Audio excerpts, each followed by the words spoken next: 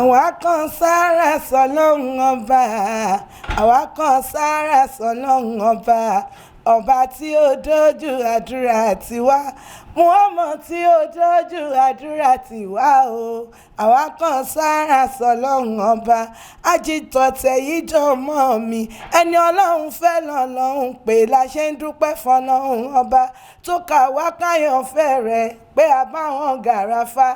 àwa gàràfà àtúbọ̀lẹ̀ adúpẹ́ Ọlọ́run ọba má ṣe léyìí là ṣe mọ́ o lọ́la Adéwálé Muhammad lọ́la Adéwálé Muhammadu Yasin adúpẹ́ fún Ọlọ́run ọba Alhamdulillah Rabbil Alamin àti dé láti Hajj adúpẹ́ fún Ọlọ́run ọba o a lọ sí Umrah náà láyé àtàlàfíà adé la ṣe ń fọpẹ́ fún Ọlọ́run ọba Allah àwọn àfẹ́lẹ́ yìí sọ fún gbogbo ẹ̀yin olólùfẹ́ wa pé a ti wà available o tẹ́ bá ti fẹ́ sanwó Hajj àti Umrah yín ẹ tún lè bẹ̀rẹ̀ láti máa san díẹ̀díẹ̀ nísìn ṣé ti rí enjoyment táwọn oníhàjì wa àtàlálàjà wa tí wọ́n fi àwa dúpẹ́ fún Ọlọ́run o nígbà Umrah kò séèyàn wa kan tí a gbé nígbà Hajj kò séèyàn wa kan tí a gbé bó ṣe jẹ́ pé orílẹ̀-èdè àgbáláyé la ti hàn pé gẹ́gẹ́ bí mo ṣe máa sọ fún yín pé we don't only operate in Nigeria, we operate all over the globe. Gbogbo wọn náà la gbé káàkiri àgbáláyé bó ṣe lé bó ṣe mì bó ṣe ṣe gbogbo ètò Ọlọ́run fún wa ní àṣeyọrí ayọ̀. Àwọn ń ṣe ìlérí fún ẹ̀yin tí ẹ tó fẹ́ bá wa rìnrìn àjò pé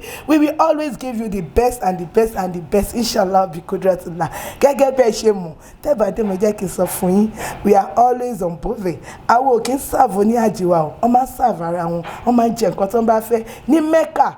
àwọn haram wa lọ́kàn báyìí so ó fún wa ní opportunity láti kí gbogbo ìrun wa ní haram ní Medina iwájú tàwa ní haram wà ẹ̀bẹ̀ àwọn tó bá wa lọ tó bá ń pè wọn ní haram báyìí pápápá ká tó gbẹ́sẹ̀ kíní méjì sí mẹ́ta àti wọnú haram àti ń kírun ìrọ̀rùn tí a fẹ́ fún ẹ̀yin alálàájì wa àti alálàájà wa nìyẹn bẹ́ẹ̀ kí lẹ́yìn wá ń dúró dé ẹ tètè tara ṣàṣẹ máa bọ̀ ẹ wá sanwó àjà tí ó múra yín ó ti ń lọ báyìí ó tún ti bẹ̀rẹ̀ ẹ jẹ́ ká tètè bẹ̀rẹ̀ ṣe understand kẹ́yìn náà wá jẹ ìgbádùn Qiblatyn Hajj and Umrah International Travels à ń retí yín o ẹ ṣe àdúpẹ́ ẹ má mind ohun mi code Mecca àti Medina òun la gbé dé Alhamdulillah.